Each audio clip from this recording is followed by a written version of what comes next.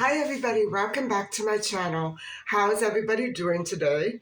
I'm having a nice relaxing weekend, probably the calm before the storm, if you will. And I'm trying to put all together my correspondence together. I have a couple of letters that I need to get out this weekend. And I have to say that it feels almost as though the city has come to a quiet, a quiet lull. It's very peaceful, at least from what I can see. I know that there has been violence in the city, but I'm just so worried about violence in other parts of the world, especially areas where many dear friends still live and travel to. And so I'm kind of distracted by that right now. As it turns out, I've been hearing more and more about the violence in the country of my home abroad, my old home abroad. I no longer live there or travel there. And I even though these friends lost touch with me and my mom after the passing of my father, gradually, not all at once. And after the passing of my mother, nobody contacted me, nobody wrote to me. Of course, the phone number had changed, but I still consider them friends, longtime friends. From my childhood. And so I worry because they have children and grandchildren, and I don't want anything to happen. And it just so happens that the travel advisory is in the state where I was. So um, it's really heart wrenching. I just hope that nothing will go wrong for them. I hope that maybe they're not there. I could call and check on them, but I don't want to do that. It's going to bring back a lot of bad memories, especially if I call long distance and talk to all the people that I used to know who worked there. Um, my heart goes out to the local people as well because they're as much at risk as anybody else coming into that country. And so I wish them all the best. And I hope that Carmen and her husband stay safe and are out of trouble. I know they're going to be fine. They're lovely people. At least usually they are. I know that the husband is wonderful. And I just hope that I don't want to say the surname online, but Carmen is the wife, and she used to be the housekeeper for my old condo abroad. Not that I wanted one, but my mother, it was companionship for her, and it was kind of prestigious for my mom because all the ladies in the building had a cleaning lady, and many of them had the same one that we did. But I know that when my father passed away, the other cleaning lady that we had, she moved on to another building gradually. And it was a turmoil for us. And that cleaning lady that came on new, she was a godsend, at least for my mom. I don't think at times she took to me very well because I didn't want her to clean. I not that I didn't like her cleaning. I didn't need her. You know what I'm saying? I'm a very neat person, or at least not lately here. But abroad, everything was spick and span. And if I saw dirt on the floor, I would rush with a towel to clean it up and with soap and water. And I didn't like seeing dirt there. It really distracted me, and I couldn't relax if I saw dirt.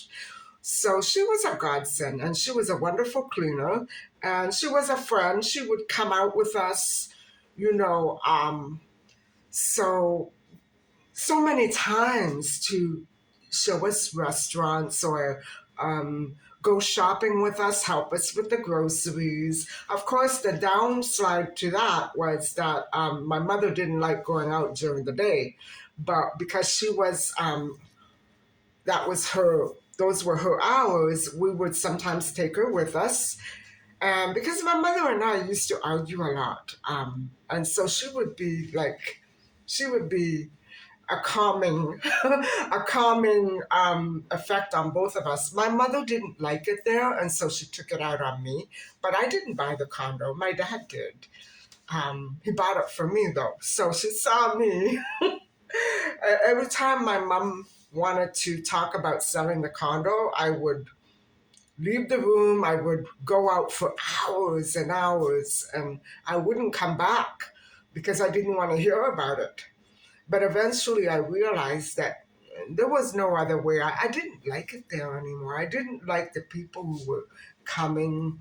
I liked the original people who were there, and I liked the locals, but I didn't like the new tenants very much. They were very, some of them, not all of them, they were very strange and weird to me. They weren't friendly, and they were very aggravating at times. And I just, they didn't act as though they belonged on a luxurious property. They behaved sometimes as though they should be out on a camping ground somewhere, where they could make lots of noise and scream all they wanted.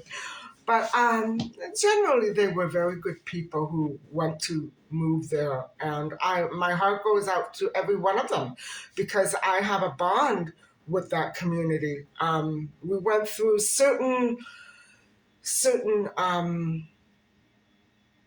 catastrophes, hurricanes, floods, a fire, which I told you about in my story time. We went through earthquakes. It was a community of, you know, social, how do I say this, social um, networking, and we helped each other. We helped one another. We gave each other advice, what to do when this and this bill comes. Who do we take it to? Where do we go?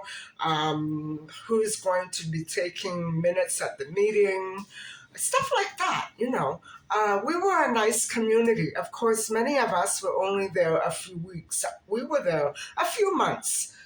We would be there between December or January and April. Always by Easter, we were home. And so that was a good stretch. And it was so relaxing, guys. Nowadays, people are finding it more and more difficult to get away, aren't they? You can't just run off to another country and start a new life. It's not easy, is it?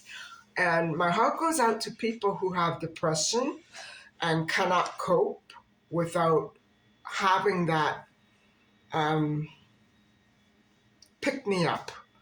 To go away and travel abroad for 3 months is a wonderful pick me up. But for me, I don't think 3 months would be quite enough. You know what I'm saying? I am thinking of making a permanent change. And of course, now I have more legal issues than I ever did. And so it's going to be even more complicated for me to pick up and move right now.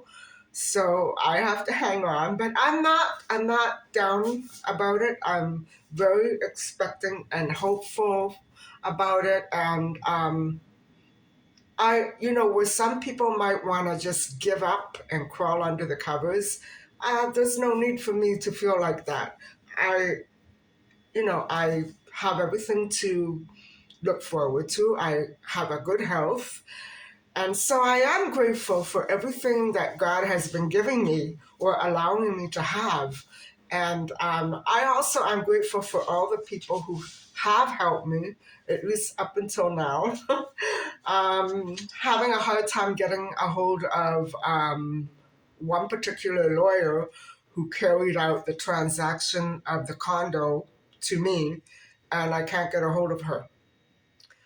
But it's typical for this time of year. She's very busy, and I know she has a great many other clients, and so I just have to be patient. I've only been trying to get a hold of her for a couple of days, so I have to give myself a little time. If necessary, I will, even if I go down to the office, she's not going to probably be there. She may be in court. So I don't keep tabs on people that way.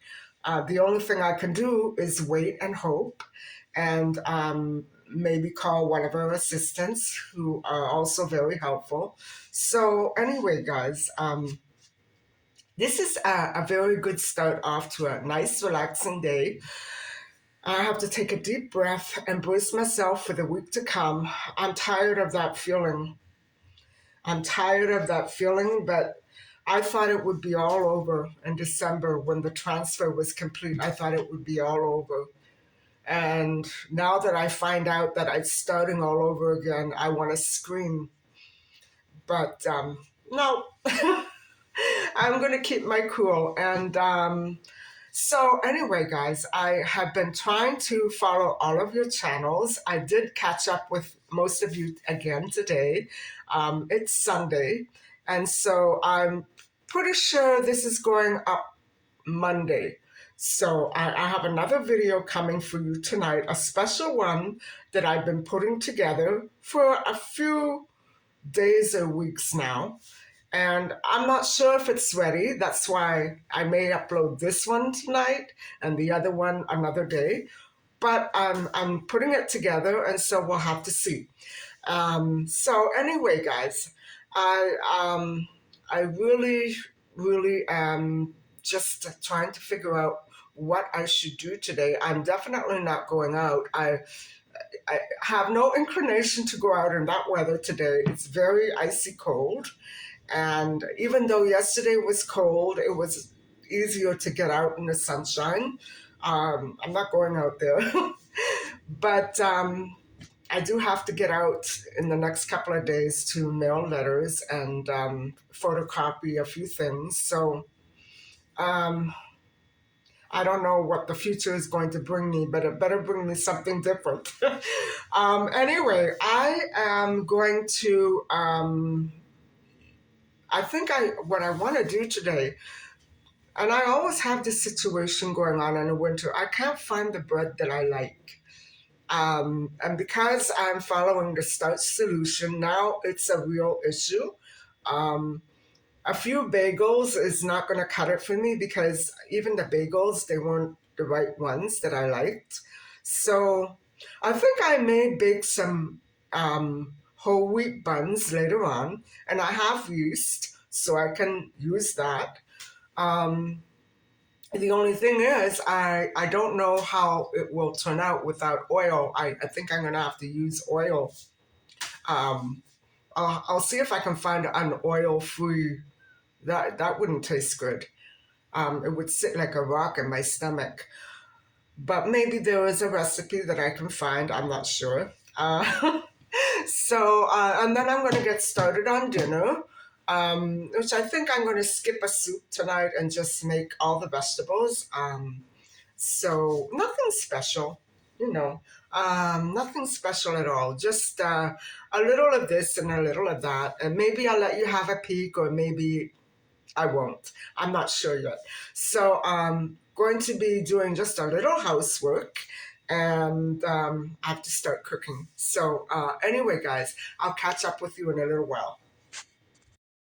And I have been doing a little more reading. I've only managed to get a little further because I fell asleep. Not to say that the story was boring, but I was, tired. The newspaper reporter has a friend who works at the police station, a girlfriend.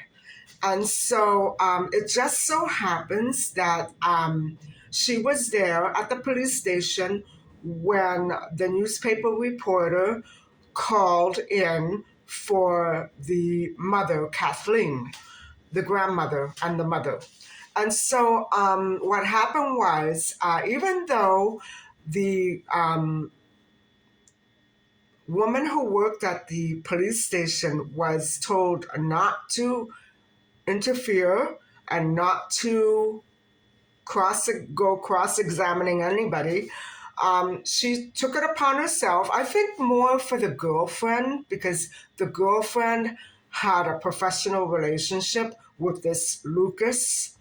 I forget the last name, Lucas. Now, she did go down, and it turns out, guys, that I'm not sure if I got it right when I read the scene where I mistook that scene where the newspaper reporter is being taken in to Lucas's office in the prologue.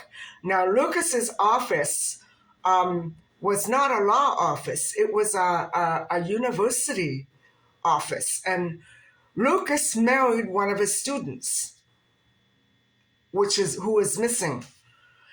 And Lucas is divorced, but he has no children other than the child that he bore with, what's her name? The mother of the missing baby. So anyway, Tara. Tara is the missing mother, and I think Lorraine or Lori is the missing baby. And so Lucas is the father and husband of Lori and Tara. And so I fell asleep just as the policewoman was going into the office, and she shows Lucas her badge, and I fall asleep. So, anyway, I just wanted to let you know that because I may not get a chance to read too much further ahead. And so I kind of want to share this with you because it's quite a motivating story, motivating in the idea that it's inspiring, it's very relatable. It happens on a daily basis, doesn't it? These sorts of things are so common, these sorts of crimes, and families are being, killed off every day in every part of the world. And so we can very easily relate to this sort of fiction, can't we?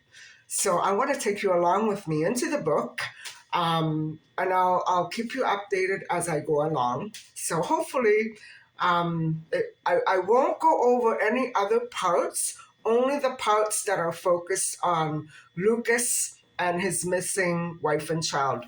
There are other aspects of the book that, pertain to crime and other investigations going on in the police station, but I'm not going to focus on those, not unless it relates to this one that I'm talking about. So anyway, I'm off to do a little housework and a little cleaning, and I'll see you later. It's cold in here. So guys, lately I've been talking a little bit about food and toxins, and seeing that we're on generally the same topic, and because so many people have been making New Year's resolutions to eat better and stay healthier, I thought I would take this opportunity to speak a little bit on, just a little bit on the Atkins diet, and more on the toxins that meat and other proteins from animals can sometimes produce. And I'm not trying to say I love meat, and from time to time I do have animal protein. That's hard for me to say because I know it's not very good for my particular stomach. It's not that great for the skin, but I do love it from time to time. Mostly hot dogs. I love hot dogs. And so the way that the Atkins diet works is not exactly like Weight Watchers, but it does incorporate all food groups. But the main thing is the way that it operates is that it layers the foods one on top of each other week after week. And so it's sort of like, think of a newborn baby. at 6 months, they will have begun to eat some solid foods. And then at 12 months, you're incorporating more and more food. Well, it's the same, a little similar with the Atkins diet. The only thing is that it goes week by week and not month by month or year by year. You know what I mean? So 1 week it will incorporate fats, and another week it will incorporate fruits and vegetables, and then another week yet will incorporate nuts, for instance. And so it's little by little, it's gradual. And so apparently, there's frying involved in this diet. It's a high fat, low carb, high protein diet. But I think the carbohydrates shift around according to amount that you can eat. And so you can fry. You can actually eat fats, and you can fry your foods. I, I would like to follow that diet, but I know that it wouldn't end very well with me. So, you know, um, I'm not keen on going back to animal protein just yet. I think I'd like to try to stay off it for as long as I can. I was off animal protein for many, many years, and I gradually introduced it into my diet, mainly because I was having lots of problems sleeping, and I slept better with animal protein. So I tried it, once in a while, say once a month. But generally, overall, my healthful feeling uh, started to dissipate. It lessened and lessened. I was not feeling so healthy. And so I just basically, it took me years to not become a vegetarian anymore. By the time my mother passed away, I was eating chicken practically every night, which is not that great. Chicken has a lot of fat. If you eat it every night, you know what I'm saying? Um, but it has, even chicken breast has a certain amount of fat volume in it. And so there are certain animal proteins that do carry toxic bacteria when the conditions are ideal for breeding bacteria. So the other day I went over some um, seafood toxins that are found in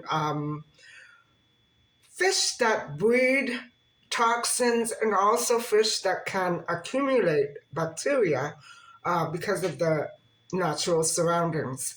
And so I'm going to throw in a few more today, including dairy, meat, and whatever else have you. So the first couple are going to be related to seafood, and the norovirus bacteria is produced from undercooked. I'm going to say undercooked.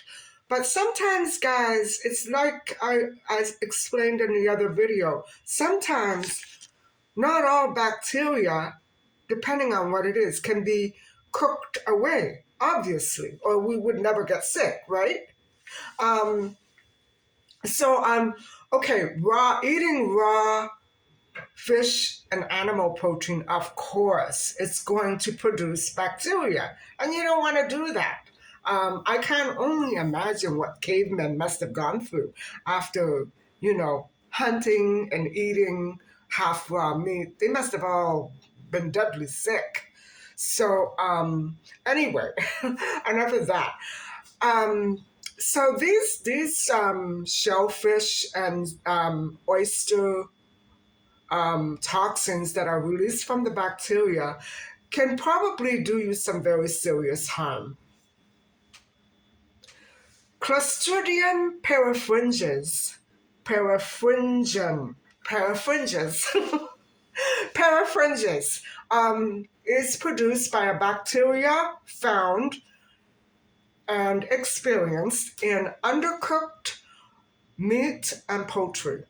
And so I'm sure that we've all had a touch of this every now and then, haven't we? It's not pleasant, and it can turn some people completely off meat. You know what I'm saying?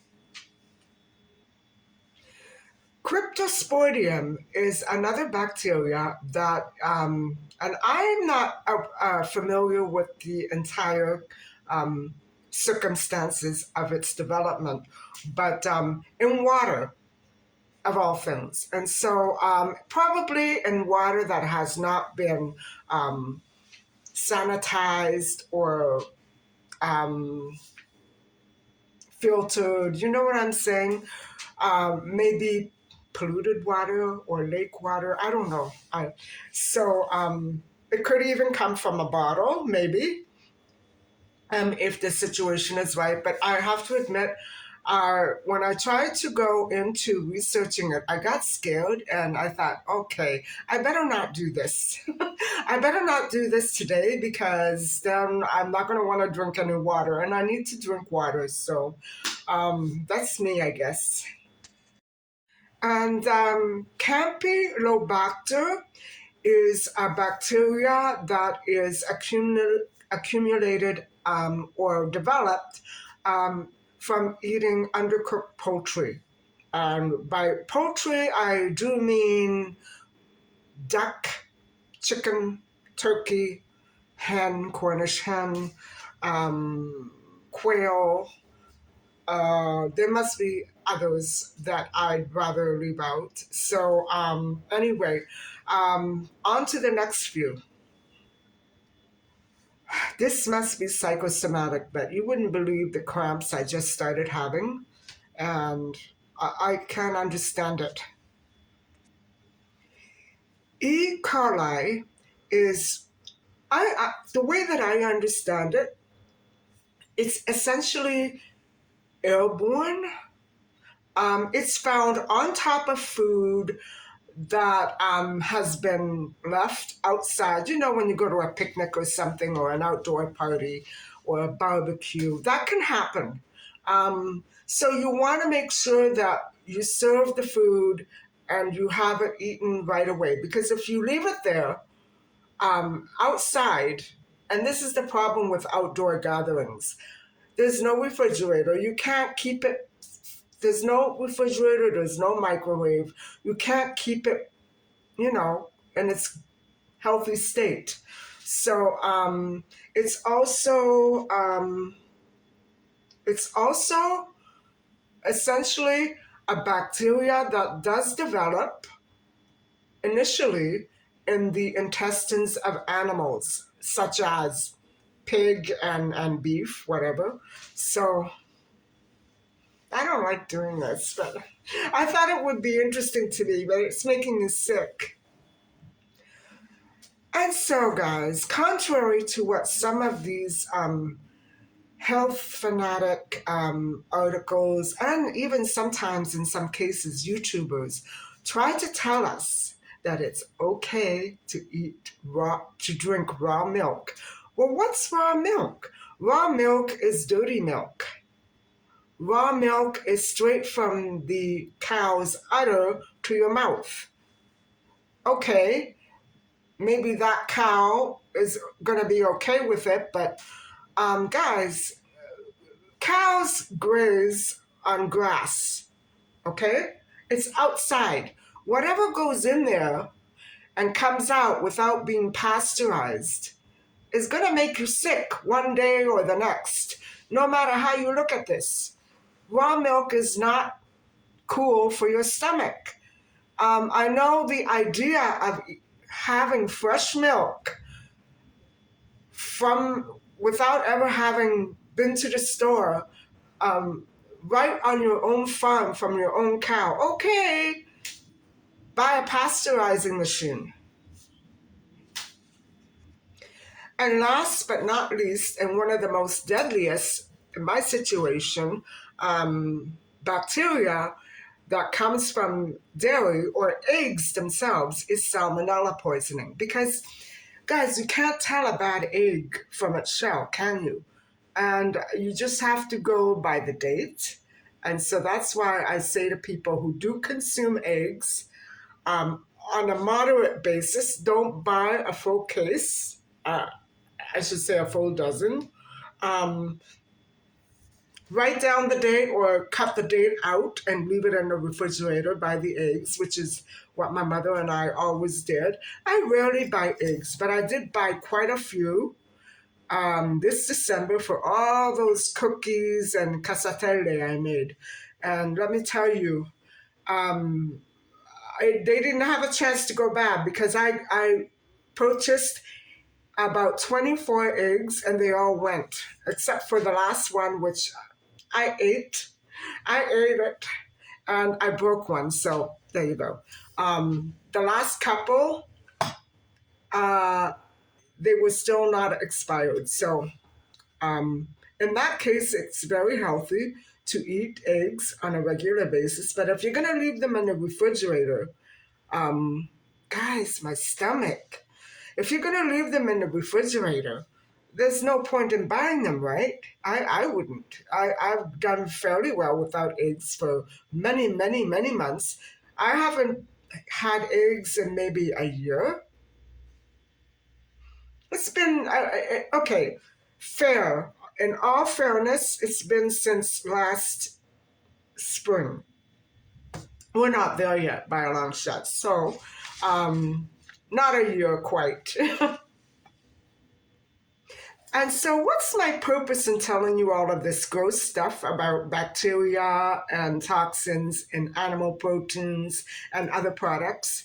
Well, not to turn you off animal proteins. I've eaten animal protein all my life, almost, most of it, all the way up until my 40s. And then I began to notice that there was something off about all the animal protein that I was ingesting. And it could be that I also had food poisoning several times. It's not fun when you don't know what's making you sick and you have to figure it out because you eat out so often or you eat expired things in your freezer and refrigerator and you don't know what could have triggered it. No, no more for me. So I know that there are also other foods and vegetables as well that have toxins, but we can go over that another day. I wanted to go over this mainly because a lot of people are traveling, and the way that I see things in the general picture right now is that a lot of people may be stranded with not a quick way to get home, or maybe you're too afraid to come home on your given date and you want to hang back a little. Well, make sure, make sure that you don't eat anywhere where you haven't. How do I put this in a nice way? Don't take any chances in the extreme heat. Make sure that if you eat in a restaurant in a very hot climate, that they're going to serve it to you very quickly and not leave it on the table with a nest of flies circling around. The way I see sometimes in my city, actually I see it too often while they're chatting away with their friends or whatever instead of serving you. Um, There are so many reasons why bacteria develops on food. My point is that it doesn't have to be intentional or careless. You have to be careful nonetheless. And so pork, be careful, guys, with pork. Pork can also really constipate you. So sorry for the information, but I've been through it traveling, so I know. Um, a lot of tour companies in the past have tried to compensate for numerous bathroom trips, say within a tour group, by feeding the tourists pork the night before the bus or the plane leaves, whatever, however way you're traveling. And so, you don't want to eat a lot of pork in the heat, or maybe in general. So, just saying, I'm not trying to humiliate or offend anybody because I love meat and I eat meat. So I'm just trying to take a different approach to food. I want to look at it in a very objective and clinical way if I'm supposed to understand it better. You know what I'm saying? So, guys, I think I'm going to go and read a while and finish off my tea. My stomach pains completely went away. It has to be psychosomatic. It has to be. Okay, guys, I forgot a couple. So while I'm warming up my tea, I'll give you the details. Um, I forgot one actually. The last one is very interesting because it's called yersnia. And the yersnia bacteria is what was actually found to be causing the great bubonic Black Death of the Middle Ages. And so that originally stemmed from an infested rat. And so yersnia pestis was the legal name of that bacteria. And guess what? My stomach ache is back. And so that comes from eating badly cooked or maybe badly stored pork. Storing has a lot to do with it. It's not just cooking. So, and that's in all cases that I've been mentioning with poultry, beef, pork, chicken, storage, and the condition of the meat when you do freeze it or when you do put it in a refrigerator is probably key to how much bacteria it can breed. And can you imagine in the days where refrigerators were not common? I know that they were around in the Middle Ages in a certain shape or form. I know that they were there. But other people didn't know about it or know how to use them or even know about storing away food properly. They probably didn't realize that by keeping it very cold, you were staving off the bacteria that could develop. So remember that storage, even sometimes before you take it home from the store, it's already contaminated. So you have to be careful. And there's nothing more of a pain in the you know where than taking back a stinky package of pork. And oh, never ever throw away. That's why I always open my meat right away, or I used to because I don't buy it anymore. And make sure it was good because if it wasn't good, I was saving the package and the wrapping and bringing it back. I never had to do that in many, many years. Thank goodness for that. So, just saying, that's it. No more bacteria on my list. No more toxic bacteria on my list. I've gone over all of them. Vegetables, that's another matter. And so I've been reading a bit, but before I tell you what happened, I just wanted to make a point and say that I'm not trying to say my cat is driving me crazy. She made a mess. I have to vacuum. Well, my cat is territorial about the chair I'm sitting on. And so she took a little fit and knocked over a bit of a plant. And I had to vacuum and mop up the floors. So I don't know about that cat. And so, guys,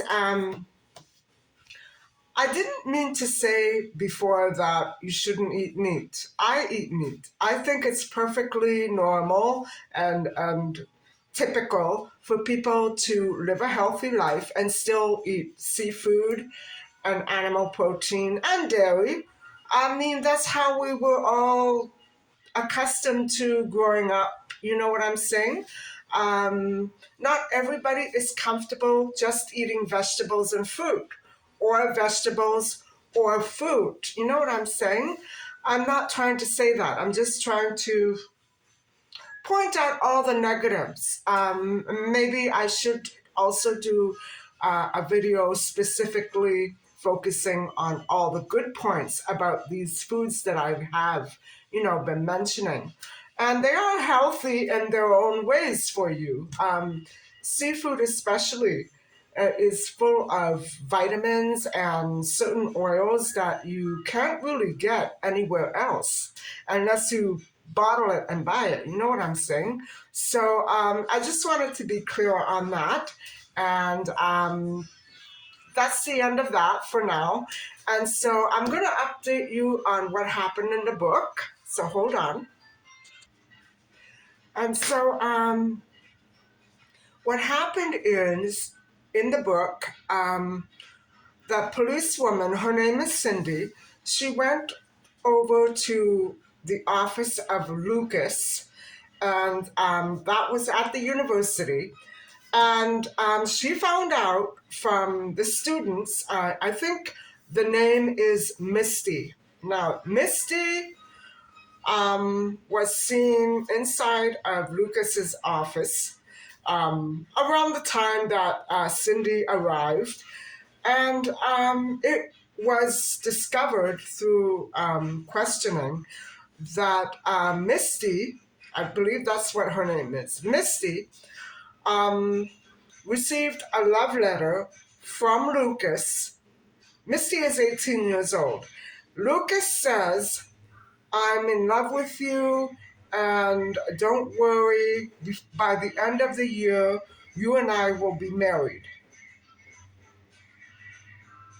So there's the evidence, guys. I'm not sure if it's circumstantial or actually the fact of what happened, but judging by the way that Lucas conducted himself during the interview, he gave the idea that he was cooperating and that he was honest, but he didn't tell anybody that he was dating one of his students. I strongly suspected it would come to that.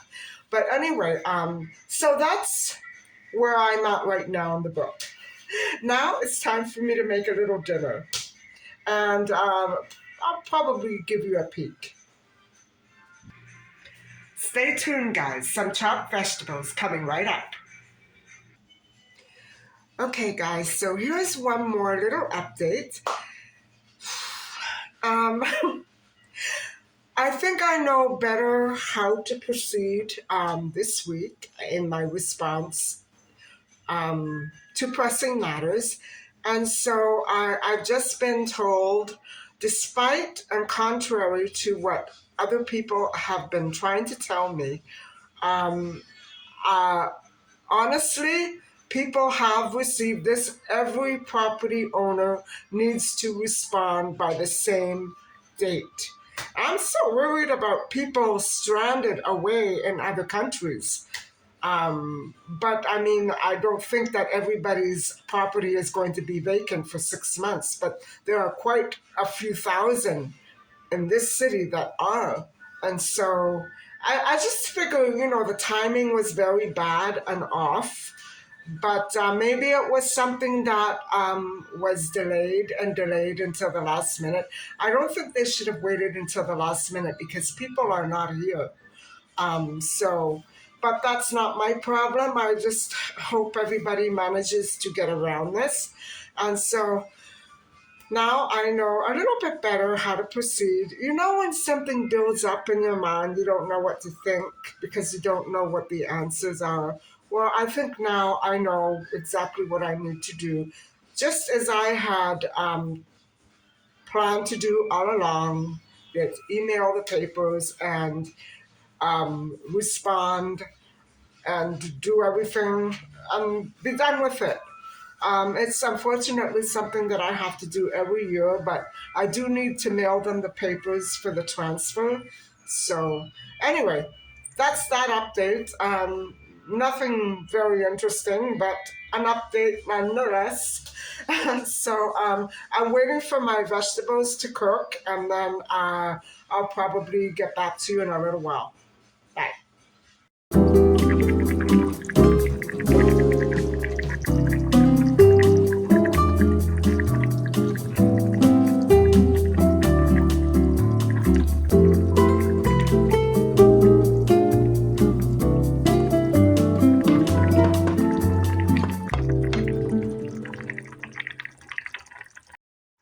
everybody. My soup is done, and I think I'm going to let it cool off a little and then settle down to dinner.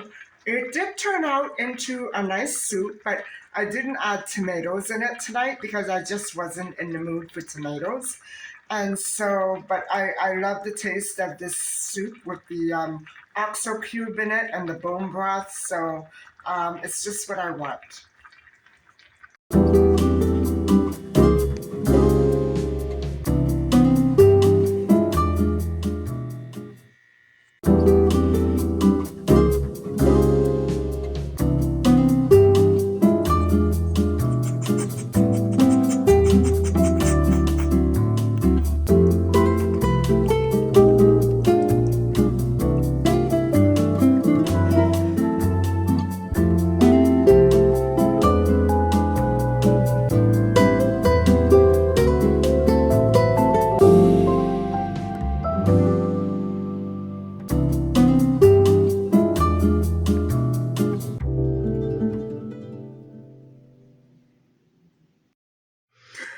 They found the baby, Lori Book, washed up.